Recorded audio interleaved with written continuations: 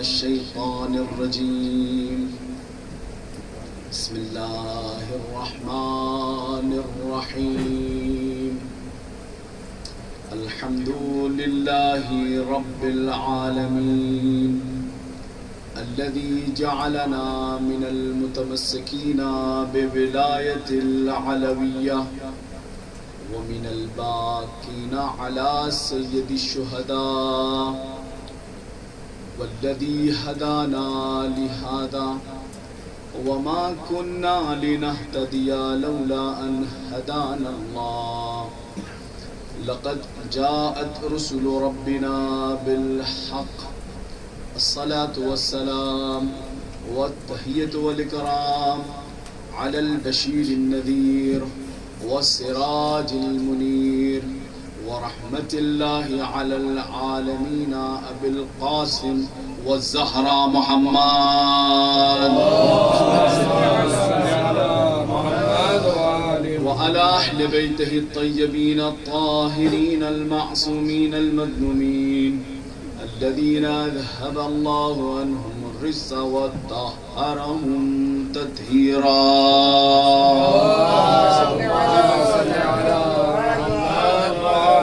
لا سيما على بقية الله الأعظم الحجة الثاني عشر المهدي المنتظر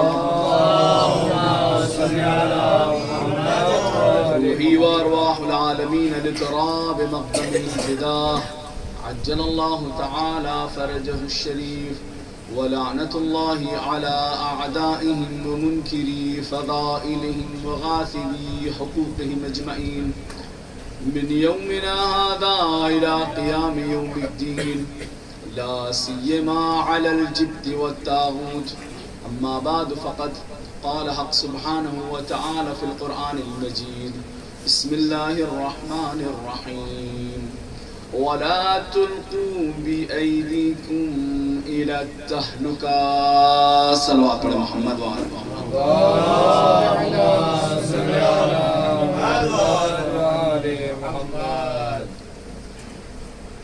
کائنات میں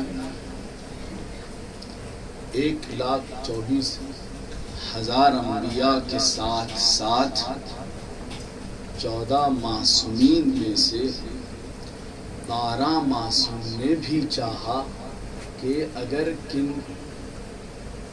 کسی دو ذات کی عظمت، منزلت، فضیلت کا کہیں کوئی گوشہ امکان لگا کہ یہاں بیان ہونا چاہیے، اس موقع کو بھی نہیں چھوڑا کہ جہاں 2 معصوم ایسے ہیں کہ جن کا تذکرہ، جن کا ذکر ہر ایک نے کیا. جہاں معصومین میں 14 معصومین میں وہ کون 2 ہیں کہ جس کا تذکرہ انبیاء نے بھی کیا اور جس کا ذکر خود 12 معصوم نے بھی کیا. کہا وہ 2 معصوم جن میں کی پہلی ذات امیر المومنین علی ابن ابی طالب علیہ السلام.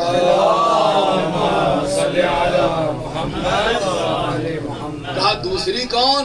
کہا دوسری ذات سید الشہداء. آپ روایات کی دنیا میں جب قدم رکھیں گے تو آپ کو ملے گا جناب آدم سے لے کے خاتم تک اور بقیہ تمام معصومین نے امیر المومنین کی ولایت، امیر المومنین کی محبت کی اہمیت کو بیان کیا. اور جہاں امیر المومنین کی ولایت و محبت بیان کی جا رہی ہے وہیں اللہ نے چاہا کہ ایک معصوم کا تذکرہ ایسا ہو کہ جو جڑ گیا ہے ذات علی ابن ابی طالب سے. کہا کیسے؟ کہا جیسے علی ابن ابی طالب کی ذات نجات دینے والی ہے ویسے ہی ایک ذات ہے کہ جو بہت جلدی سے نجات دینے والی ہے کہ جسے ذات سرکار سید الشہداء کہا جاتا ہے. انبیاء وہ کہ جنہوں نے یوں ہی تو واقعہ نہیں ملتا کہ جس کے لیے ارشاد ہوا مولا کائنات کے لیے جناب سلمان بیٹھے ہوئے ہیں کھجوریں کھا رہے ہیں. کھجوریں کھاتے کھاتے اچانک ایسا ہوا کہ جناب سلمان کو آ کر کے گٹھلی لگی. مشہور ترین واقعہ ہے. جناب سلمان نے بغور دیکھا کہ کس نے میری طرف گٹھلی اچھالی. دیکھا امیر المومنین نے، متوجہ ہوئے، کہا یا علی مجھ بوڑھے سے مذاق کرتے ہیں. امیر المومنین نے ایک مرتبہ جناب سلمان کی طرف رخ کر کے کہا یا سلمان بوڑھے ہو گئے ہو، ضعیف العمر ہے؟ وہ کہا یا علی ضعیف ہو گیا. کہا کافی پیری چھا گئی. کہا اچھا سلمان یہ بتاؤ وہ واقعہ یاد ہے تم کو جب تم پر ایک شیر نے حملہ کیا تھا اور جیسے ہی شیر تمہاری طرف بڑھا اب وہ منزل آئی کہ جہاں تم نے یہ محسوس کیا کہ اب میرا کوئی مددگار نہیں ہے، اب اس شیر سے مجھے کوئی نہیں بچا سکتا، جہاں تمہیں یہ احساس ہوا کہ اب مجھے نجات میری ممکن نہیں ہے، جہاں اس عالم میں تم نے اپنے سامنے شیر پایا اور نجات کی کوئی صورت نہ پائی، وہیں ایک جوان خوبصورت آگے بڑھ کر کے تمہیں اس صحرا میں کہ جہاں کوئی انسان نہ تھا اس نے تمہیں نجات دی. جناب سلمان کہتے ہاں یا علی مجھے اچھے سے یاد ہے وہ واقعہ کہ کیسے اس جوان نے میری مدد کی تھی. اچھا سلمان یہ بھی یاد ہے کہ جب اس شیر سے اس جوان نے تمہیں بچا لیا تو تمہیں تھوڑا سا ہمت آئی اور جو خوف کے مارے حالات بکھر گئے تھے، جو پریشانی کی وجہ سے چہرے پر پسینہ نمودار ہوا تھا، وہ جب تھوڑا سا سوکھا، تھوڑا سا تمہیں ہوش آیا تو تم نے چاہا کہ اس جوان کی کہ جس نے تمہاری مدد کی اس کا شکریہ ادا کر دوں، چلوں بڑھ کر کے شکریہ کہہ دوں. دیکھا بڑی تیزی سے جوان چلا جا رہا ہے، کہا کیسے شکریہ ادا کروں، کچھ سمجھ میں نہیں آ رہا تھا. صحرا میں ادھر ادھر تلاش کیا، جو کچھ ملا ہاتھ میں کچھ پھول، کچھ ایسے جنگلی پھول کے جو وہاں موجود تھے جلدی اکٹھا کیا اور اکٹھا کر کے تم نے اس جوان کو بطور شکریہ دیا تھا. کہا یا علی ایسے ہی ہوا تھا جیسے آپ بیان کر رہے ہیں، لیکن یا علی یہ سوائے میرے اس جوان کے خدا کے کوئی تیسرا نہیں جانتا تھا. جیسے ہی امیر المومنین نے یہ جملہ سنا اب آقا دامن ہٹایا، جیب سے وہ گلدستہ نکل، کہا یا علی یہ وہی گلدستہ ہے، یہ وہی ہے کہ جو میں نے جوان کو دیا تھا. اس سے پہلے کہ سلمان کہیں اور جاتے کاندھے پہ ہاتھ رکھ کے کہا سلمان کہیں اور مت جانا، بس اتنا سمجھ لو 1,24,000 انبیاء کی مدد علی نے چھپ کر کے کی ہے، محمد کی کھل کر کے مدد کرنے آیا. علی 1,24,000 انبیاء کی مدد چھپ کر کے کی ہے، پیغمبر کی مدد کھل کر کے کرنے آیا. کون ذات؟ کہا وہ ذات کہ جس کے ذریعے سے نجات اللہ نے لکھ دی ہے. کہا اس ذات کے تذکرے کو 1,24,000 انبیاء نے بیان کیا اور 12 معصوم نے، اگر کہوں 13 معصوم نے تو غلط نہیں ہوگا، ہر ایک معصوم نے. کہا دوسری شخصیت کون ہے؟ کہا دوسری شخصیت ذات ابا عبداللہ الحسین. کوئی ایسا نبی نہیں گزرا کہ جس کو اللہ نے سرزمین کربلا سے نہ گزارا ہو اور وہ سرزمین کربلا پر پہنچ کر کے کرب اور بلا میں اپنے آپ کو پایا تو سوال کر لیا رب کریم سے یہ کیسی سرزمین ہے کہ جہاں پر قدم رکھتے ہی ہم کرب و بلا میں مبتلا ہو گئے. کہا تمہیں نہیں پتا یہ اس ذات سے منسوب سرزمین ہے کہ جو ذات بڑی تیزی سے نجات دینے والی ہے، کہ جو میرے صفت کا مصداق ہے. میں سریع الرضا ہوں، اگر دیکھنا ہو تو تمہیں کربلا میں حسین کو دیکھو، کیسے کہ جس نے تمام تر اقدام کر کے حسین کو وہ منزلیں پیدا کی، اور کہ جو جہنمی تھا سریع الرضا نے 2 لمحے میں اسے جنتی بنا دیا، رحمت اللہ بنا دیا. یہ 2 ذات. کہا یہ 2 ذات جب عظیم مرتبت کی حامل ملی، اشکالات انہیں پر شروع کی. آپ دیکھیں گے 14 معصوموں میں سب سے زیادہ اگر کسی ذات پر اعتراضات ہیں تو وہ ذات امیر المومنین ہے یا ذات ابا عبداللہ الحسین علیہ السلام. جہاں امیر المومنین کے لیے ایک جملہ اور ملتا ہے. اگر آپ کہیں کسی عطر کی دکان سے گزریں اور آپ عطر خریدیں نا، بس اس دکان کے قریب سے گزر جائیں تو کہتے ہیں عطر کی دکان کے قریب سے انسان گزرتا ہے تو کچھ فاصلے سے وہ یہ محسوس کرتا ہے یہاں کہیں قریب میں عطر کی دکان ہے. یہ دنیاوی خوشبوؤں کی ایک صفت یہ ہے کہ وہ کچھ دوری سے محسوس کی جا سکتی ہیں. اگر انسان نے کسی ایسی عطر کی دکان کہ جو واقعاً عطر بیچنے والا ملاوٹی نہ ہو، تو اس عطر کی دکان سے آنے والی خوشبو کافی دور تک آپ کو سنگھائی دے گی۔ لیکن جس نے ملاوٹ کر رکھا ہے اس کے یہاں بھی خوشبو آئے گی لیکن فاصلہ تھوڑا کم ہو جائے گا۔ آپ یقین جانیں، آپ گزر کر دیکھیے، آپ کو اندازہ ہوگا ماشاءاللہ سے 4-5 دکان پہلے ہی میں اس عطر کی خوشبو سونگھ رہا ہوں۔ یہ دنیا کی مجازی خوشبو ہے کہ جس کے اندر یہ طاقت ہے کہ وہ کچھ فاصلے سے اس خوشبو کو محسوس کر سکتا ہے۔ اس لیے کہا گیا کہ عبادت میں اگر ثواب زیادہ چاہتے ہو تو تھوڑا سا عطر لگا لینا، وہ ثواب تمہاری میراث پہ پہنچ جائے گی۔ تھوڑا سا عطر لگا کر کے اگر نماز پڑھو گے تو اچھا۔ یہ عطر کی جانتے ہیں یہ مجازی خوشبو ہے نا، جہاں مجازی خوشبو کی یہ افضلیت، یہ فضیلت اور یہ قدرت کہ وہ کچھ فاصلے سے انسان کو محسوس ہو جائے، تو سوچئے گا جو حقیقی خوشبو ہے کہ جس کو اللہ نے جنت میں قرار دیا ہے۔ جانتے ہیں کتنی دور سے جنت کی خوشبو انسان کو محسوس ہوگی؟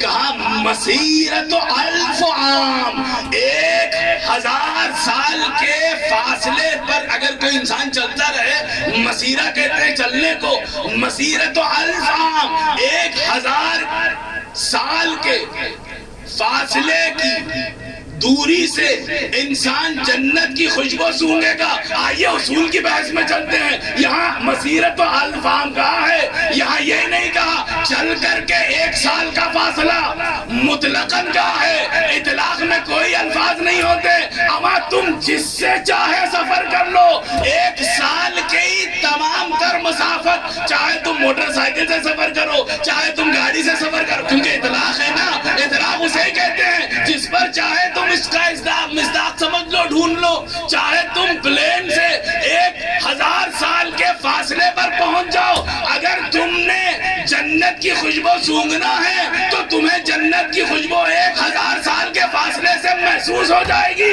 لیکن اللہ نے مہر لگا دیا، دیکھو اگر علی کی محبت نہیں ہوگی، ولایت علی دل میں نہیں ہوگی، جنت کی خوشبو تک نہیں سونگ پائے گا۔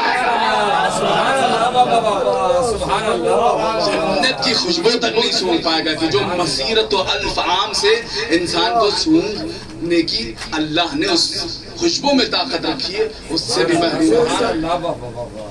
یہ منزلت کس کے لیے؟ کہا علی بن ابی طالب کے لیے، کہا سید الشہداء، کہا سید الشہداء وہ ذات ہے، بڑی عجیب سی روایت ہے، کہا کہ اگر کوئی انسان قیامت میں اس عالم میں پایا جائے گا، میں نے کہیں ایک ایسا لفظ نہیں پڑھا کہ جس میں یہ ملتا ہو کہ اگر قیامت میں جہاں جناب زہرا شفاعت کرتی نظر آ رہی ہیں، وہاں جملہ یہ ملا اگر کسی کے دل میں محبت حسین ہو، جس کے دل میں محبت حسین ہے، اس سے اگر کوئی محبت کرنے والا ہو تو جناب زہرا اس کی بھی شفاعت کریں گی۔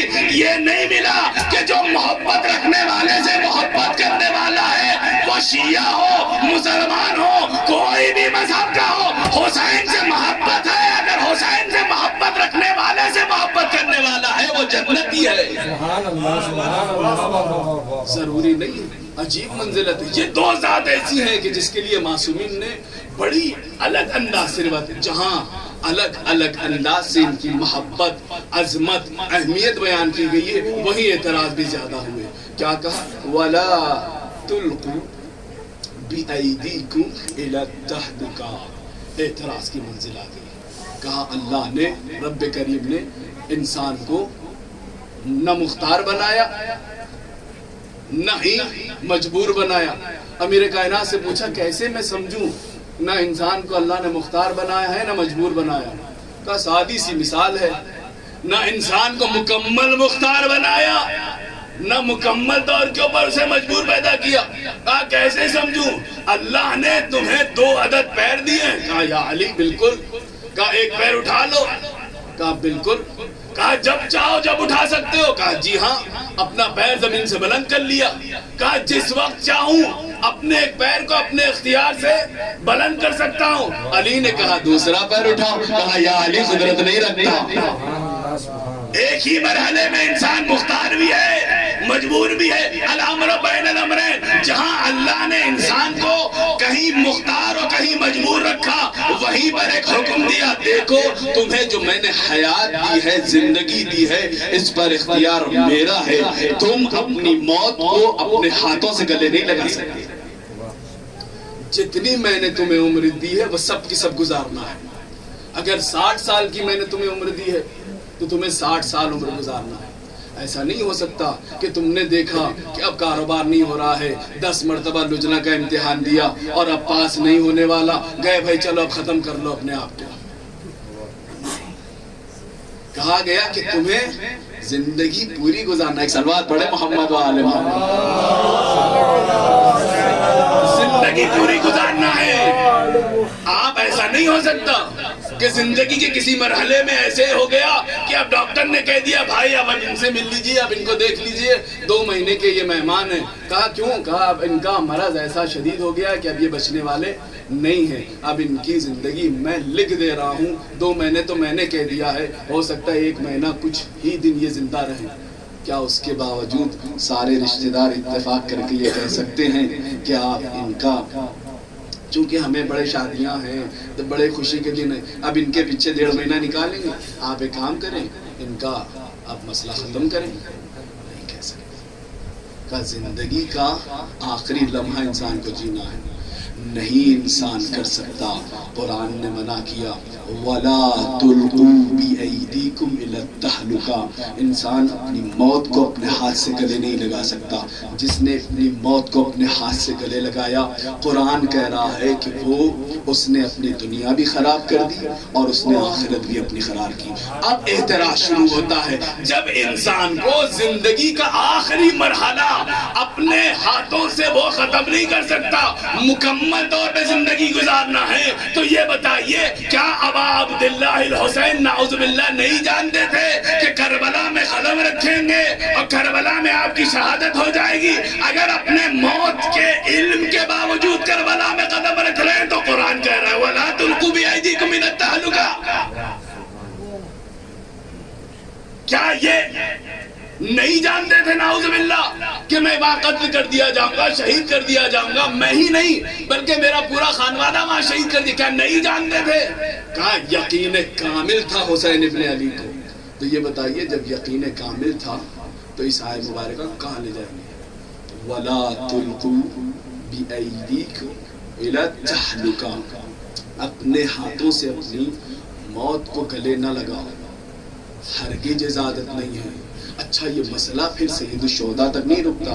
آپ یہ بتائیے معصوم ائمہ جو کچھ غذا ان کی شہادت کا سبب بنی کہ جو مسموم تھی، کیا وہ نہیں جانتے تھے یہ ہماری شہادت کا، ہماری موت کا سبب بنے گا؟ یقیناً جانتے تھے۔ تو یہ اعتراض اب سید الشہداء تک محدود نہیں رہا، بلکہ یہ اعتراض ہر معصوم امام کے جس کو ہم شہید گردانتے ہیں ان سب کو اعتراض کے دامن میں لا کر کے کھڑا کر دیا۔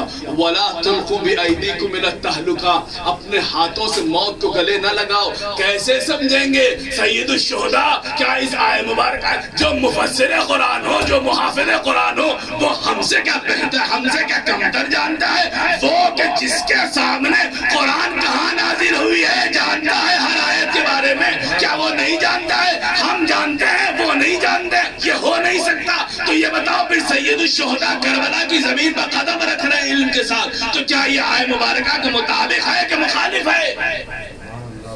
کہا اگر تمہیں سمجھنا ہو کہ امام حسین علیہ السلام کا عمل آیت مبارکہ کے مطابق تھا یا مخالف تھا تو یہ جاننا ہوگا سید الشہداء کی ذات والا ہے کیا، کیونکہ انسان کی ذات کی معرفت اس کے عمل کی اہمیت کو بتاتی ہے۔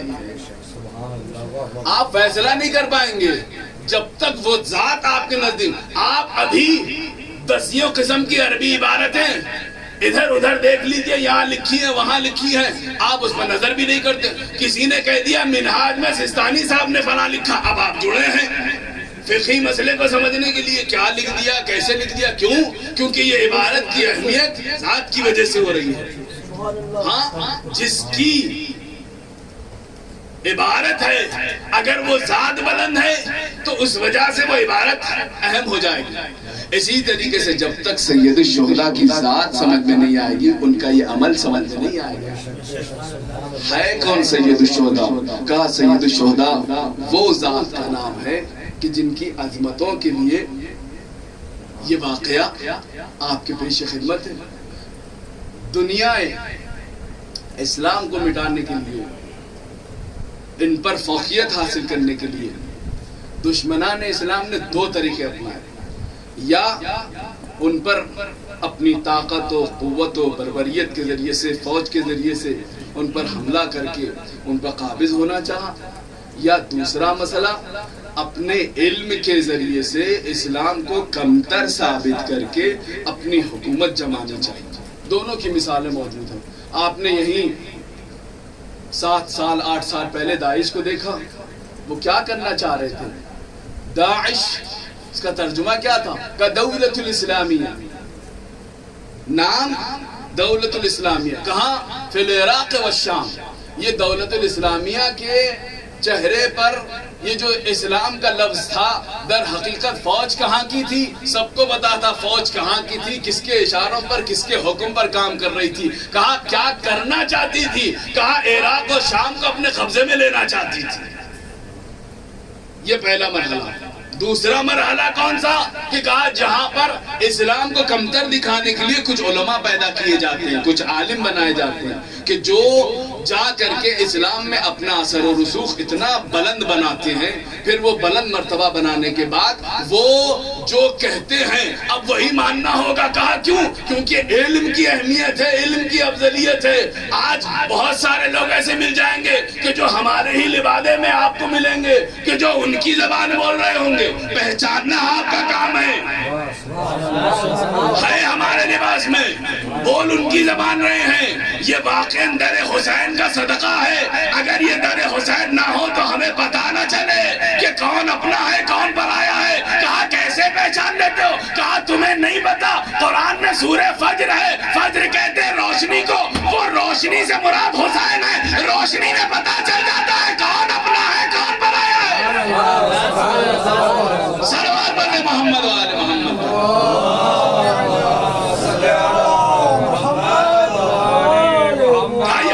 دوسرا راستہ کیا ہے اسلام کو کمتر ثابت کرنے کا؟ علماء پیدا کیے جاتے ہیں. شاہ صفوی کا زمانہ ہے.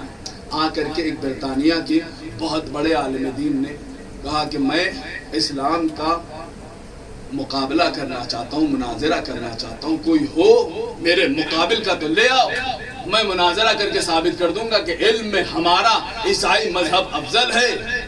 آپ اپنے مذہب کو بلند ترین جو سمجھتے ہو وہ غلط ہے. ایک مرتبہ شاہ صفوی کے دربار میں ہنگامہ ہوا. کہا یہ کیسا اعلان کر رہا ہے، یہ کیسا دعویٰ کر رہا ہے، کون ہے اس کے مقابل میں؟ تلاش کیا گیا. کہا اس زمانے میں کچھ ایک علماء سے مشورہ کر کے کہا کس کو لائے مقابل میں؟ کہا بہت آسان ہے، جائیے ملا محسن فیض کاشانی علیہ الرحمہ کے پاس، وہ اس کے مقابلے کے لیے کافی ہے. اعلان ہو گیا، سارا مجمع جمع ہے، سب لوگ منتظر ہیں کہ آج بہت زبردست مناظرہ ہونے والا ہے. ادھر وہ برطانیہ کا آنے والا شاہ صفوی کے بغل میں بڑی سی کرسی کے اوپر اپنے تمام تر روب و جلال کے ساتھ بیٹھا ہوا ہے کہ بلائیں جسے بلانا ہو. دیکھتا ہوں سید الشہداء کی عظمت سننے کے لیے بیٹھے ہیں نا. جب تک عظمت پتہ نہیں چلے گی، منزلت پتہ نہیں چلے گی، امام کا عمل نہیں پتہ چلے گا کہ امام نے کون سا عمل کیسے کس لیے انجام دیا. دربار سجا ہے. ادھر آواز دی گئی ملا محسن آ رہے ہیں. جیسے ہی دربار میں ملا محسن داخل ہوئے، ایک مرجع تقلید عالم دین دربار میں داخل ہوا. جتنے مقلدین تھے وہ احتراماً کھڑے ہو گئے. بادشاہ نے دیکھا ماشاءاللہ سے کثرت سے مومنین کھڑے ہو رہے ہیں, خود بھی احترام میں کھڑا ہو گیا. علم کا احترام ہر جگہ ہوتا ہے. اب جیسے ہی وہ برطانیہ کے عالم نے دیکھا سب کے ساتھ ساتھ بادشاہ بھی کھڑا ہو گیا, وہ بھی کھڑا ہو گیا. اب سب کے سب اس سے پہلے کے کرسیوں پہ بیٹھتے ملا محسن نے دور سے دیکھ لیا یہ چہرے سے پہچانے جاتے ہیں. پہچان لیا, پہچان کر کے تھوڑا قریب آئے. قریب آ کر کے ایک جملہ کہا, اس سے پہلے کہ وہ کچھ کہتا دور سے ایک جملہ کہا, کیا برطانیہ کے پاس کوئی اور پڑھا لکھا نہیں تھا کہ جو تجھے میرے مقابلے کے لیے مناظرے کے لیے بھیج دیا؟ وہ کہ جو ابھی تک اس عالم میں اس فقر میں بیٹھا تھا, سارا مجمع میری تعریفیں کر رہا تھا. اما یہ آئے ہیں, بہت بڑے عالم ہیں, بہت بزرگ ہیں. ملا محسن کے آنے سے پہلے ان کی تو شان الگ تھی, انہوں نے ایک جملے میں اسے خاک کر دیا. کہا تجھ سے بڑا پڑھا لکھا نہیں تھا کہ جو تجھے بھیج دیا. اب گھبرا کے غصے میں کہتا آپ جانتے کیا اپنے آپ کو, آپ سمجھتے کیا اپنے آپ کو, مجھ سے پوچھیں جو پوچھنا ہو. اور یہ یاد رکھیں یہ ہرگز غفلت میں نہ رہیے گا کہ وہ صرف دنیاوی علوم سے واقف ہیں. نہ, ان کے پاس دنیاوی علوم کے بعد علوم غریبہ پر بھی علم ہوتا ہے. علم جفر, علم رمل, یہ سارے علوم سے بھی وہ واقف تھا. اس نے جب ایک مرتبہ کہا آپ جانتے کیا اپنے آپ کو, آپ سمجھتے کیا اپنے آپ کو, پوچھئے مجھ سے کیا پوچھنا ہے. ملا محسن نے ایک مرتبہ اسے غور سے دیکھا, غور سے دیکھ کر کے کہا میں تجھ سے کچھ نہیں پوچھتا. ایک مرتبہ مٹھی کو بند کر کیا آگے بڑھا دیا. یہ بتا اس وقت میری مٹھی پہ کیا ہے, اتنا بتا دے میں سمجھ جاؤں گا تو کتنا بڑا عالم ہے. غصے کے عالم میں مٹھی کی طرف دیکھنے لگا, اور دیکھ کر کے وہ اپنے تمام تر علوم میں جس علم سے سوال متعلق تھا اسے آزمانے لگا. کچھ دیر تک دیکھتا رہا, ایک بہک عجیب سے چہرے پر پسینے کے قطرات نمودار ہوئے. اپنی پیشانی پر آنے والے پسینے کو پوچھنے لگا. ملا محسن نے کہا کیا ہوا, کافی شور ولولہ جوش, پوچھو مجھ سے کیا پوچھنا ہو. میں نے ایک سوال کیا, جواب تیرے پاس کیا نہیں ہے؟ تو گھبرائے ہوئے لہجے میں کہتا ہے مجھے پتا چل گیا ہے آپ کی مٹھی میں کیا ہے, لیکن میں حیران ہوں یہ آپ کی مٹھی میں آیا کہاں سے. مجھے یہ علم حاصل ہو گیا کہ آپ کی مٹھی میں کیا ہے, لیکن میں حیران ہوں یہ آپ کی مٹھی میں آیا کیسے, آیا کہاں سے. جناب ملا محسن نے کہا جب جان گیا ہے تو بتاتا کیوں نہیں. کہا میں یقیناً بتاؤں گا. جانتے ہیں آپ کی مٹھی میں کیا ہے؟ آپ کی مٹھی میں جنت کی زمین کا ایک ٹکڑا ہے. میں نہیں جانتا یہ جنت کی زمین کا ٹکڑا آپ کی مٹھی میں کیسے آیا, بس اتنا بتا دیجئے یہ اس زمین کا ٹکڑا نہیں ہے, یہ آسمان پر جنت کی زمین کا ٹکڑا ہے, یہ آپ کے ہاتھ میں آیا کیسے. ملا محسن نے کہا ایسے جواب نہیں ملے گا, اگر جواب چاہیے تو تجھے صدقے دل سے اسلام قبول کرنا ہوگا. آیا تھا اسلام کو کمزور ثابت کرنے, اسلام کو رسوا کرنے, اب اسلام کے سامنے دونوں ہاتھیں جوڑ کے کھڑا ہے, مجھے بتا دو میں اسلام قبول کرنے تیار ہوں. نعرہ حیدری, مجھے بتا دیجئے آپ کے ہاتھ میں یہ آیا کیسے. جناب ملا محسن نے جب دیکھا ہاں اب یہ سدھر گیا ہے, ایک مرتبہ کہا اچھا جاننا چاہتا ہے میرے ہاتھ میں کیا ہے. ایک مرتبہ مٹھی کو کھول دیا, جیسے مٹھی کو کھولا دیکھا خاک شفا کی بنی ایک تسبیح. ایک مرتبہ ملا محسن نے کہا سن میرے حبیب نے فرمایا جس زمین پر میرے نواسے کا خون بہے گا وہ زمین روضۃ من ریاض الجنہ ہے. میرے ہاتھ میں اسی جنت کے بعد کی ایک مٹی کی ٹکڑا ہے. صلوات پر محمد.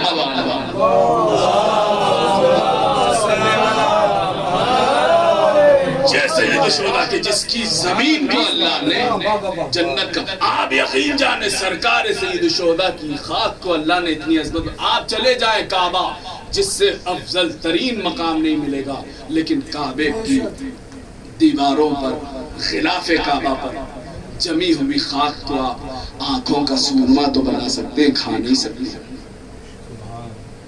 پیغمبر اکرم کے حرم میں قبر مطہر پر چڑھی ہوئی چادر پر لگی ہوئی خاک کو آپ چہرے پر مل تو سکتے ہیں، کھا نہیں سکتے آپ۔ سرزمین نجف پر جو غبار علم تقسیم کرتی ہے، کہ جسے غبار نجف کہا جاتا ہے، کہ جو گمت امیر المومنین سے ٹکرا کر کے علم بانٹتی ہے، اسے علم کی غرض سے سینے پہ ملا تو جا سکتا ہے، کھا نہیں سکتے۔ یہ شرف صرف اور صرف تربت حسین کو حاصل ہے۔ یہی تو مسئلہ تھا۔ آ کر کے ایک شخص نے کہا یا مولا میں اتنا کمزور ہو گیا ہوں کہ اب اپنے پیروں سے چلنے کی بھی طاقت نہیں ہے، مجھ میں ہمت ہی نہیں ہے، کیسے آپ کی بارگاہ میں حاضری دوں؟ غلام کے ہاتھوں ایک شربت کا گلاس بھیجا، وہ جیسے ہی شربت پینے لگا کہنے رک جا، امام نے کہا ہے جیسے ہی شربت مکمل کر لینا، چلتے ہوئے میری بارگاہ میں آنا۔ وہ کہتا ہے میں چلنے پر قدرت نہیں رکھتا۔ غلام کہتا ہے مولا نے یہی کہا ہے، شربت مکمل کی محسوس کرتا ہے، پیروں میں جان آ رہی ہے، قدموں سے چلتا ہوا مولا کی بارگاہ میں آیا، کہا یا بنا رسول اللہ یہ کیسا شربت تھا؟ کہا یہ شربت کے ساتھ ساتھ ایک چیز تھی کہ جس کو میں نے اس میں ملا دی۔ کہا وہ کوئی اور چیز نہیں، تربت حسین تھی کہ جس کو میں نے تیرے لیے شفا کر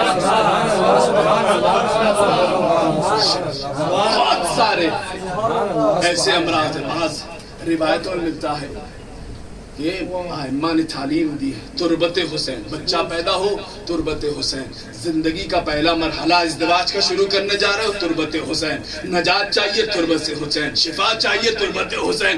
ایک استاد محترم جناب سید منیر کہتے ہیں طالب علم کو چاہیے کہ جب نماز کی حالت میں کھڑا ہو تو وہ اپنی نماز کو معراج میں پہنچانا چاہتا ہو تو خاک شفا کو ہاتھ میں رکھے یا خاک شفا کی بنی ہوئی تسبیح کو ہاتھ میں رکھے۔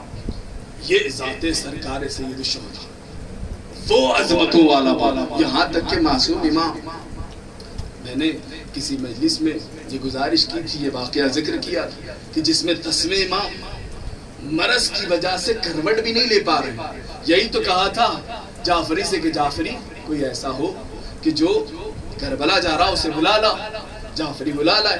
امام نے کیا کہا تھا؟ امام نے یہی کہا کہ دیکھ جب تو کربلا جانا تو میری صحت کی دعا امام حسین کے حرم میں موجود قبے کے نیچے کرنا۔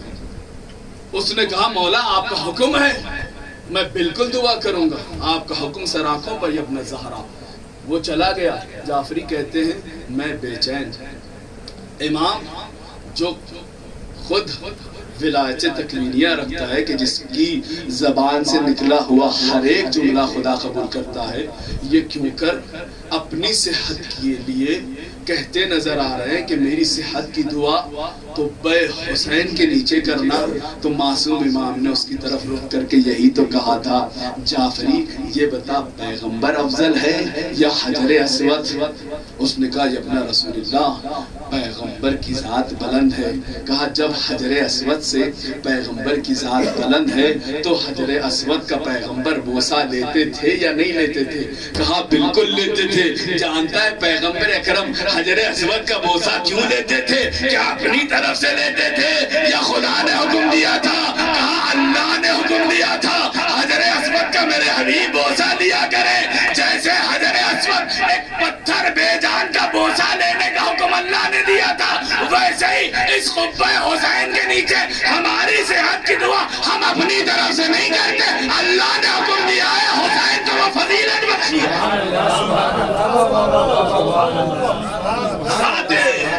حسین۔ اسی لیے تو زیارت ناحیہ کے جملے السلام علی من الاجابت تحت قبتے، سلام ہو ذات کا کہ جس کے قبے کے نیچے دعائیں قبول ہوتی ہیں۔ یہی وجہ ہے جہاں یہ جملہ ملا وہی معصوم امام، وقت کی حجت، فرزند زہرا، امام زمانہ عجل اللہ تعالی فرجہ شریف۔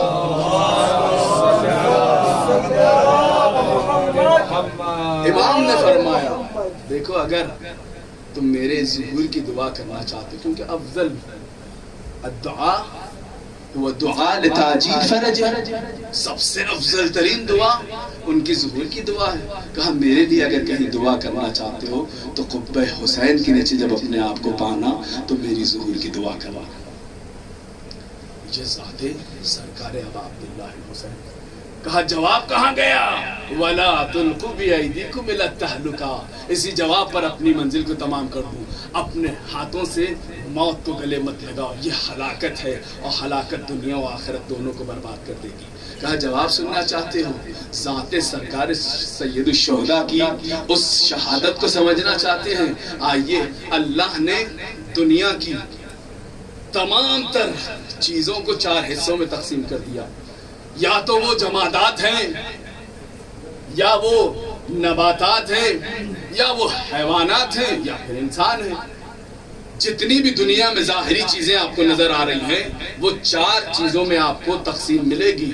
کوئی بھی چیز اٹھا لیجیے، آپ نے دیکھا پتھر، کہا یہ جمادات ہوتا ہے، جمود اس کے اندر پایا جاتا ہے۔ آپ ایک پتھر لے لیجیے، اس کا وزن کر لیجیے، کہا کتنا ہے؟ کہا یہ حیدر صاحب نے کہا میں نے بالکل اچھے طریقے سے اسے ناپا ہے، یہ 1 کلو 30 گرام ہے۔ ہم نے کہا اسے رکھ دو۔ 3 سال کے بعد ہم نے کہا اسے نکالو پھر وزن کرو۔ جب 3 سال کے بعد پھر وزن کیا گیا، 1 ماسا بھی اس کے اندر نہ زیادہ ہوگا نہ کم ہوگا، جمود پایا جاتا ہے اس میں۔ پہلے جمادات۔ کہا دوسرے منزلے پہ کون ہے؟ کہا دوسری منزل پر ہے نباتات۔ کہا نباتات؟ کہا پیڑ پودے۔ کہا انہیں نباتات کیوں کہتے؟ کہا ان میں نمو پایا جاتا ہے، کل کا دانا آج کا پودا دھیرے دھیرے کر کے یہ پیڑ اور درخت میں تبدیل ہوتا نظر آئے گا، اس میں نمو پایا جاتا ہے۔ کہا تیسری چیز کون سی ہے؟ کہا تیسری چیز حیوانات ہیں۔ کہا چوتھے مرحلے پر؟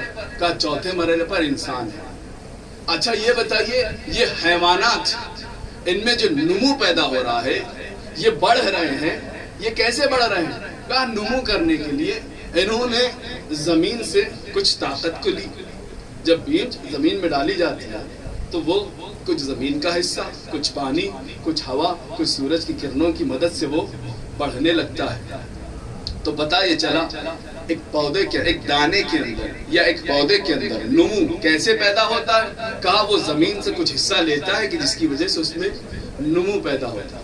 اچھا ہم نے کہا ایک حیوان کے اندر کیا ہے؟ تو کہا حیوان کے اندر نمو کے ساتھ ساتھ حیات بھی ہے۔ تو کہا اس کے اندر نمو کیسے پیدا ہو رہا ہے؟ کہا اس کے اندر نمو چونکہ اس نے ان پیڑ پودوں کو کھانا شروع کیا کہ جس کی وجہ سے اس کے اندر نمو پیدا ہو رہا ہے۔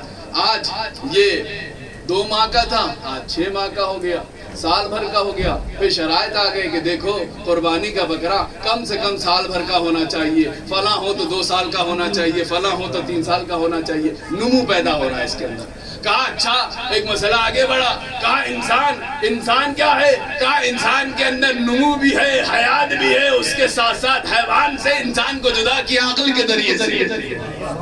اچھا انسان کے اندر عقل ہے، انسان کے اندر نمو کیسے پیدا ہوا؟ کہا انسان کے اندر نمو کچھ وہ پیڑ پودوں سے حاصل شدہ پھل اور کچھ پتیاں کھاتا ہے، یا ان حیوانات کو کھاتا ہے کہ جس کا گوشت حلال ہے، اس کے اندر نمو پیدا ہو رہا ہے۔ اچھا نمو اس کے اندر اس طریقے سے پیدا ہو رہا ہے۔ آئیے جواب کی طرف چلتے ہیں۔ یہ خاکہ آپ کے ذہن میں آ گیا کیسے چیزوں کو اللہ نے ایک دوسرے سے جوڑا ہے۔ آئیے جواب کی طرف چلتے ہیں۔ ابھی ذی الحجہ کے مہینے میں کچھ برادران کو فون بھی آیا ہوگا، الحمدللہ ہم نے قربانی کا بکرا خرید لیا ہے، بتائیے کیسے قربان کریں، کیا مستحبات ہے، کیا کیا شرائط ہے، وہ ساری چیزیں آپ بیان کرتے کرتے ایک مرتبہ آپ نے محسوس کیا ہوگا۔ یہ دیکھیے مولانا صاحب ہم ویڈیو میں دکھا رہے ہیں آپ کو، آپ نے دیکھا ہم کیا ڈالے ہیں اس کے کھانے کے لیے؟ کہا مولانا صاحب ہم نے بہت قیمتی گھاس خریدی ہے اس کے لیے۔ کہا نہیں، کسی نے کہا نہ، ہم اسے بادام کھلا رہے ہیں۔ کوئی چاہتے ہیں کہ ایک ہی رات میں وزن بڑھ جائے، کوئی کہتا نظر آیا ہم فلاں چیز کھلا رہے ہیں۔ اچھا ہم نے پوچھا کیا ڈالا؟ کہا کچھ پتے ہیں جو ہم نے اس کے کھانے کے لیے ڈال دیا۔ جب وہ رات بھر کھاتا رہا، صبح جو استحباب تھے اس استحباب پر عمل کرتے ہوئے اسے قربان کر دیا گیا۔ جب بکرا قربان ہو گیا، انسان نے پلٹ کر کے وہ جگہ کہ جہاں اسے باندھا گیا تھا رات بھر اس طرف رخ کیا، دیکھا جسے بہت چاہت سے لائے تھے بکرے کے کھانے کے لیے پتیاں، اب کچھ پتیاں رہ گئے. ایسا تو نہیں ہوا کہ سب کے سب وہ کھا لی، کچھ پتیاں رہ گئی. کہا آپ کیا کہیں گے؟ کہا جو پتے بکرے نے کھا لی وہ یوزفل ہو گئے، کارآمد ہو گئے، اور جو پتے رہ گئے اب وہ سوکھ جائیں گے، زمین کا حصہ بن جائیں گے، یوز لیس ہو جائیں گے، بیکار ہو جائیں گے. اچھا یہ پیڑ پودے اگر حیوان کے کام آ جائیں تو یہ یوزفل ہو جائیں گے، کارآمد ہو جائیں گے. اگر یہ زمین ہی پر پڑے پڑے سوکھ کر کے زمین کا حصہ بن جائے تو یہ یوزلیس اور بیکار ہو جائیں گے. یہی منزل آگے بڑھائیے آپ. کہا یہ حیوان، کہا حیوان سے بلند کون؟ کہا حیوان سے بلند ہے انسان. اگر یہ حیوان انسان کے کام آ جائے تو یوزفل، اگر انسان کے کام نہ آئے. آپ گئے جیسے ہی سامنے شکار کرنے کے لیے گائے کو شکار کرنا چاہیے، آپ نے دیکھا وہ پیاس کی وجہ سے، دھوپ کی شدت کی وجہ سے گر کے مر گئی. آپ نے کہا ہے کاش 2 لمحہ پہلے اس کا یا تو شکار کر لیا ہوتا یا شرعی طور پہ اسے ذبح کر دیا ہوتا، یہ میرے لیے حلال ہو جاتی. اب سوائے اس کو کیسے زمین میں دفن کروں یا جانوروں کے حوالے کر دوں، میرے کام کا اب یہ نہیں رہ گیا. حیوان اگر انسان کے کام آ جائے تو وہ یوزفل ہو جاتا ہے. اب اگر حیوان مر جائے اور زمین کا حصہ بن جائے تو وہ یوزلیس ہے، بیکار ہے. قانون کیا بنا؟ اگر پتے حیوان کے لیے کام آ جائیں تو پتے یوزفل، اگر حیوان اس سے بلند ہے انسان کے کام آ جائے تو یہ حیوان یوزفل، وَإِلَّا بیکار. کارآمد کب ہوگا؟ کہ جب اپنے سے اوپر والی ذات کے لیے اپنے آپ کو قربان کرے. اگر اپنے سے اوپر والی ذات کے لیے قربان کر رہا ہے تو وہ یوزفل ہے، بیکار نہیں ہے، کارآمد ہے. اب سوال پیدا ہوتا ہے انسان اپنی قربانی دینے چلا ہے، کس کے لیے قربانی دے؟ اگر انسان کی قربانی زمین والوں کے لیے، زمین کے لیے، اپنے سے نیچے والے کے لیے ہے تو وہ یوزلیس ہے، وہ یوزلیس ہے، ہلاکت ہے. اگر اپنے سے بلند ذات کے لیے وہ یوزفل ہے، شہادت ہے.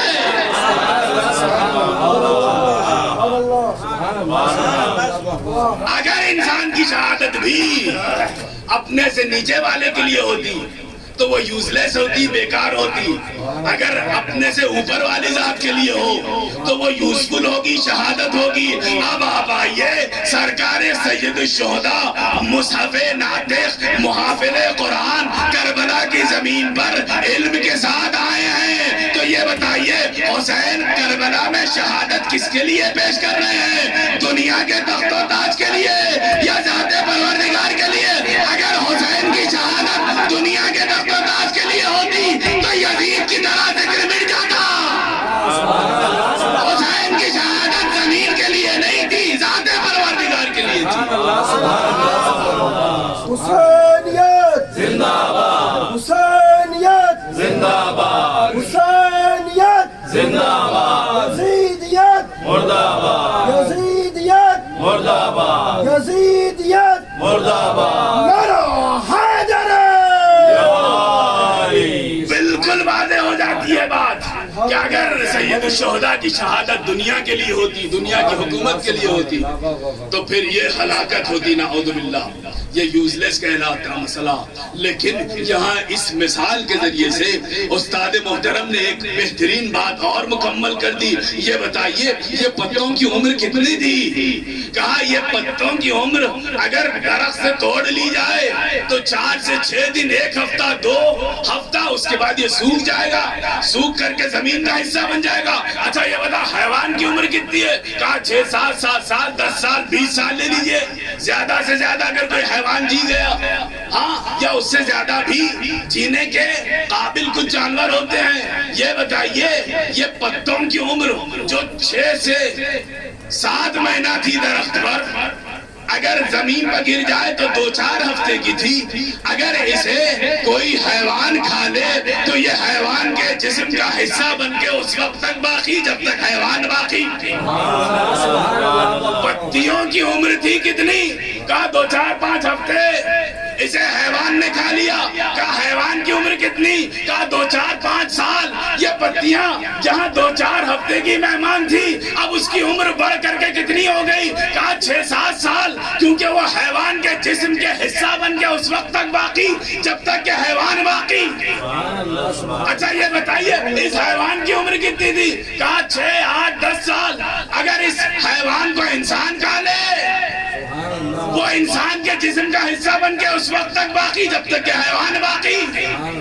کہا اگر انسان کی عمر 70 سال ہے تو جہاں حیوان 6 سال جی رہا تھا اب اس کی عمر 70 سال ہو گئی. قانون مل گیا. اگر کوئی شخص اپنی اوپر والی پوزیشن والے کے لیے اپنی قربانی پیش کرتا ہے تو اس کی عمر اسے لگ جاتی ہے. پتیوں کی عمر کم تھی, اس نے اپنے آپ کو جانوروں کے لیے قربان کیا تو پتیاں اس وقت تک باقی جب تک کہ حیوان باقی. حیوان کی عمر چند سال تھی, اس کو کسی انسان نے کھا لیا, اب اس حیوان کی عمر اس وقت تک باقی جب تک کہ وہ انسان باقی. اب سوال یہ پیدا ہوتا ہے, ہم پہ اعتراض کرتے ہیں کب تک ہمیں حسین مناتے رہو گے؟ اما وقت سب سے بڑا مرہم ہوتا ہے. 2 4 سال 10 سال کے بعد غم میں کمی آ ہی جاتی ہے, لیکن یہاں تو ہر سال تم لوگ مجلسیں بڑھاتے ہو, سبیلیں بڑھاتے ہو, لوگ زیادہ سے زیادہ نظر آتے ہیں, جواب سننا چاہتے ہیں. قانون یہی تو بنا جو جس کے لیے قربانی پیش کرتا ہے اس کی عمر اسے لگ جاتی ہے. آپ یہ دیکھیے امام حسین نے اپنی قربانی کس کے لیے دی؟ اگر حسین نے اپنی قربانی نیچے والوں کے لیے دی ہوتی, حکومتوں کے لیے دی ہوتی, حسین کا تذکرہ مٹ جاتا. سید الشہداء نے اپنی قربانی اللہ کے لیے دی. اب ہم سے یہ نہ پوچھو کب تک ذکر حسین مناؤ گے, چونکہ جو جس کے لیے قربانی پیش کرتا ہے اس کی عمر اسے لگ جاتی ہے. ہم سے یہ نہ پوچھو کب تک حسین کا غم مناؤ گے, یہ بتا دو اللہ کب تک رہنے والا ہے. جب تک ذات پروردگار باقی اس کی ذات کے ساتھ ساتھ ذکر حسین باقی رہے گا, ذکر ابا عبداللہ الحسین باقی رہے گا. میں آ گیا نتیجے پر. معصوم سے کسی نے پوچھ لیا یبنا رسول اللہ بس اتنا بتا دیجئے جنتی اگر اپنے آپ کو پہچاننا ہو کہ میں جنتی ہوں کہ نہیں ہوں کیسے پہچانوں؟ کہا آسان سی بات ہے, مختصر سی علامت دیتا ہوں. اگر ہماری محبت کو اپنے دل پر پیش کر کے دیکھو, اگر تمہارا دل ہماری محبت کو قبول کر لے تو سمجھ جانا کہ تم اہل جنت کا حق رکھتے ہو کہ تمہیں کہا جائے کہ تم جنتی ہو. لیکن شرط ہے اگر اپنے دل پر ہماری محبت پیش کرنے کے بعد تمہارا دل ہماری محبت کو قبول کرے فَلْيَكُنْ لِلْحُسَيْنِ زَوَّارًا. علامت پھر یہ ہونی چاہیے کہ تم ابا عبداللہ الحسین کی زیارت کا شوق دل میں رکھنے والے ہو. اذا كنت محبا وزوارا للحسین عرفناه لنا محبا. اگر تم حسین کی زیارت کرنے والے بن جاؤ گے تو ہم سمجھ جائیں گے کہ تم ہمارے چاہنے والے ہو, محب ہے فلکم الجنہ. سادی سی علامت. اہل بیت کی محبت دل میں ہے نہیں ہے کیسے پہچانے؟ تو یہ دل کے اندر ٹٹولیے کہ کتنا زیارت حسین کا اشتیاق دل میں پایا جاتا ہے, کتنا زیادہ حسین کی زیارت کے لیے بےتاب ہے. اسی وجہ سے علماء نے معصومین کے ذریعے سے بیان شدہ روایات کا نچوڑ یوں نکالا کہ ہماری کوئی نماز زیارت حسین کے بغیر ختم ہی نہیں ہوتی. یہی تو وجہ ہے. سید الشہداء کی ذات کہا کلنا سفن النجاح ولیکن سفینۃ الحسین اسرع و اوسع. کہتے ہیں بڑی محنت کرتا ہوں, مجھے مطالب یاد نہیں ہوتے, سخت ترین مطالب ہیں کچھ, بہت دقت کرنے کے باوجود بھی سمجھ میں نہیں آتے. وہ بارگاہ کہ جہاں پر دعائیں رد نہیں ہوتی, وہ بارگاہ میں حاضری قریب ہے۔ یہاں مجالس کا سلسلہ دھیرے دھیرے کر کے تمام ہونے چلا۔ امیر المومنین کی بارگاہ میں سرزمین نجف پر بہت خوش نصیب ہے وہ لوگ کہ جو اپنے نام اعمال میں امیر المومنین کی بارگاہ میں اس حالت میں حاضری دے رہے ہیں کہ مولا حسین کی ذات کے لیے جو کچھ ان سے ہو سکتا ہے، کوئی فرش عزا پر موجود کوڑا کرکٹ کو صاف کر کے کہہ رہا یا علی میری جو طاقت ہے اس طاقت و قدرت کے حساب سے میں خدمت کر کے آپ کی بارگاہ میں ابا عبداللہ حسین کا پرسہ دینے کے لیے آیا ہوں۔ بہت سارے طلبہ ایسے آپ کو ملیں گے کہ جو 7 محرم سے کوشش کریں گے کہ سرزمین کربلا کا رخ کریں۔ ہر ایک کی چاہت یہی ہوگی کہ عاشور کا دن ہم کربلا میں منائیں۔ تمنا یہی ہے، کیوں؟ اس لیے کہ ذات سرکار الشہداء وہ ذات ہے کہ جس کے در سے متمسک ہونے والا کبھی خالی ہاتھ نہیں لوٹتا۔ ساتھ ساتھ ایک جملہ سنیے، بڑی جلدی سے اس کی حاجتیں پوری ہوتی ہیں۔ امام کی ذات بڑی عظیم ہے۔ کربلا میں حسین کا ماتم کرنا ہے۔ آج عموماً کڑیل جوان کا ماتم کیا جاتا ہے۔ میں چاہتا ہوں امیر المومنین کی بارگاہ میں سرزمین نجف پر بیٹھ کر کے اس شہید کی شہادت بیان کروں کہ جس شہید کی شہادت کے چند لمحات ایسے سید الشہداء پر گزرے کہ جہاں پر سید الشہداء پر حالت احتضار طاری ہو گیا۔ حالت احتضار کسے کہتے؟ کہ حالت احتضار میں انسان موت سے بہت قریب ہو جاتا ہے، آنکھ پلٹ جاتی ہے، انسان کے بولنے کی طاقت ختم ہو جاتی ہے۔ کہا سید الشہداء پر حالت احتضار کب طاری ہوا؟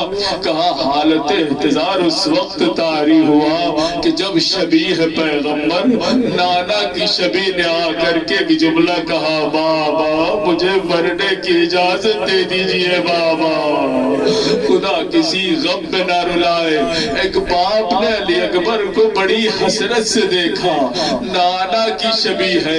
ایک مرتبہ کہا میرے لال جا کر کے پھپھیوں سے پہلے الوداعی لے لیجئے۔ علی اکبر گئے، وہ منزلوں کو میں نے چھوڑا کہ جہاں پر علی اکبر کیسے اجازت دی یہ نہیں ملتا۔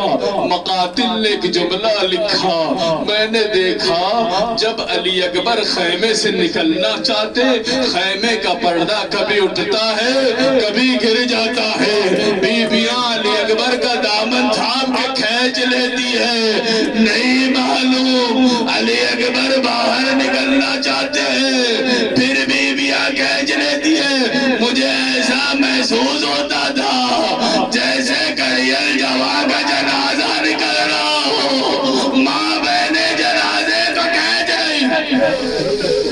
اجرکم اللہ اجرکم الزہرا، امام کے سامنے جیسے علی اکبر نے کہا بابا مجھے پپی اماں سے اور اماں سے اجازت مل گئی، امام کی حالت ایسی ہو گئی جیسے انسان حالت احتضار میں چلا جاتا ہے۔ باپ کی یہ حالت دیکھ کے بیٹے نے سینے سے لگا لیا، دونوں نے گریہ کیا۔ جب باپ کو افاقہ ہوا کہا بیٹا علی اکبر میں تمہیں اجازت دیتا ہوں۔ جیسے علی اکبر کو اجازت ملی، علی اکبر کون؟ کہا یہ عباس کا شاگرد ہے، علی کا پوتا ہے۔ چاہت یہ ہے جیسے ہی اجازت ملے فوراً میدان کارزار میں جاؤں، بتاؤں دشمن آدھا کو کہ میں کس کا پوتا ہوں، کس کا شاگرد ہوں۔ لیکن باپ نے گزارش کر دی، اے بیٹا علی اکبر جب میدان کی طرف جانا مڑ مڑ کر مجھ غریب کو دیکھتے جانا۔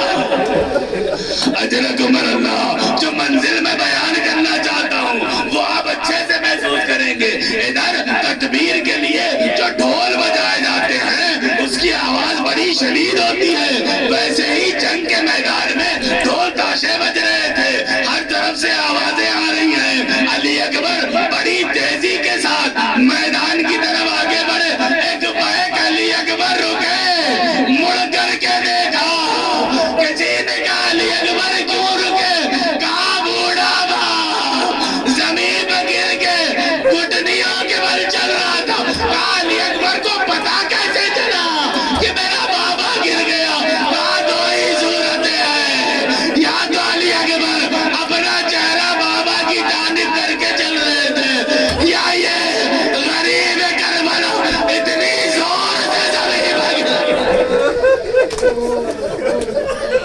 قدموں کا تھام لیا، کہا بابا آپ نے تو اجازت دے دی تھی، کہا میرے لال کاش تم صاحب اولاد ہوتے، یہ سوال مجھ سے نہ کرتے۔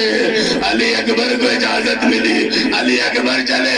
قیامت کا جملہ اس وقت آ گیا کہ جہاں پر باپ کا دل ہے نا، علی اکبر کی جنگ دیکھ رہا ہے باپ، ہاں میرے لال علی اکبر، ادھر سے فوج اشقیاء ہر طرف سے حملہ کر رہی ہے، علی کا یہ پوتا ہر طرف سے دفاع کر رہا ہے۔ ایک منزل وہ آئی کہ جس میں امام حسین نے کسی کے لیے یہ عمل انجام نہ دیا، ماں کے خیمے میں گئے، کہا ام لیلا ماں کی دعا قبول ہوتی ہے، میرا بیٹا 3 دن کا بھوکا پیاسا ہے، ماں کی دعا رد نہیں ہوتی، میرے اللہ نرغے ادب میں دعا کرنا۔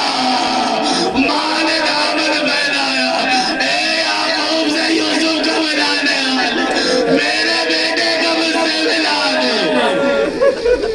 اجرکم اللہ اجرکم الزہرا، علی اکبر آئے، ماں نے دعا کی تھی نا، درس دیا ماں سے دعا کروانا، کوئی مشکل ہو ماں سے دعا کروانا۔ علی اکبر آ گئے، ایک جملہ کہوں، ارباب عذاب ہر ایک اس میں سے ایسا ہوگا کہ جو گھر کا ذمہ دار شخص ہوگا، جہاں جتنی بھی مشکل آ جائے، جتنی بھی پریشانی آ جائے، اگر گھر والے پریشان ہیں جانتے ہیں تو پھر ان سے اپنی پریشانی بیان نہیں کرتے، جوان بیٹا تو اپنی پریشانیوں کو چھپا لیتا ہے۔ کیا علی اکبر کو نہیں پتا تھا بابا کے پاس پانی کا کوئی انتظام نہیں ہے؟ آ کر کے کہا اے بابا اگر 2 قطرے آب مل جاتا میں لہینوں کو دکھاتا، میں کہوں مولا علی اکبر آپ جوان بیٹے ہیں، باپ کی کیفیت سے واقف ہے، پھر کیوں پانی کا مطالبہ کر لیا؟ اے اشقیاء تمہیں بتانا چاہتا ہوں اور قیامت تک اپنے شیعوں کو یہ معلوم ہو جائے، جیسے ہر شہید پیاسا تھا اس نے اپنی پیاس کا اظہار کر دیا، میرے بابا کی پیاس کسی کو پتا نہیں چل۔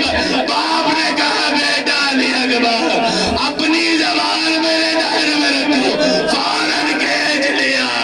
اے دنیا والوں میرے بابا کی زبان میں کانٹے پڑے ہوئے، خدا کوئی غم نہ دے سوائے غم ابا عبداللہ الحسین کے، خدا تمہارے آنسوؤں کو رومال سیدہ میں جگائے نہ فرمائے، امیر المومنین ہماری سزا کو قبول کرے، علم و عمل کی دولت سے نوازے۔ ارباب عذاب منزل وہ آئی کہ اب علی اکبر دوبارہ چلے ہیں، علی اکبر دوبارہ اب جنگ کرنے کے لیے آئے ہیں، کس حالت میں؟ زخموں سے چور ہے۔ کسی نے کہا جانتے ہو یہ کون ہے؟ یہ عباس کا شاگرد ہے، یہ علی کا پوتا ہے، اس پر ایسے حملے نہ کرو، سامنے جو بھی آئے گا وہ واصل جہنم ہوگا، اسے پشت کی جانب سے حملہ کرو۔ کسی نے سامنے سے رک کیا، چھپ کر کے کسی نے پشت سے حملہ کرنا چاہا، ایک ملعون نے آگے بڑھ کر کے کلیجے میں جب نیزہ چمایا، نیزہ لگنا تھا، دونوں ہاتھوں کو گھوڑے کی باہوں میں ڈال دیا، یہ غضب ہو گیا۔ ارباب مقاتل کہتے گھوڑا سنبھل نہ سکا، فوج اشقیاء میں داخل ہو گیا، فقط ہر طرف سے باہر ہونے لگا، علی اکبر ہر طرف سے زخمی ہو۔ اجرکم اللہ اجرکم الزہرا، علی اکبر جب ہر طرف سے باہر ہونے لگا، آواز دی اے بابا جوان کا سلام قبول کیجئے بابا۔ ادھر باپ نے سلام کی آواز سنی، بوڑھا باپ گرتا ہے زمین پر، اٹھتا ہے، کہا گیا 70 مقام پر حسین گرے، پھر اٹھے، آواز دیتے یا علی نہیں معلوم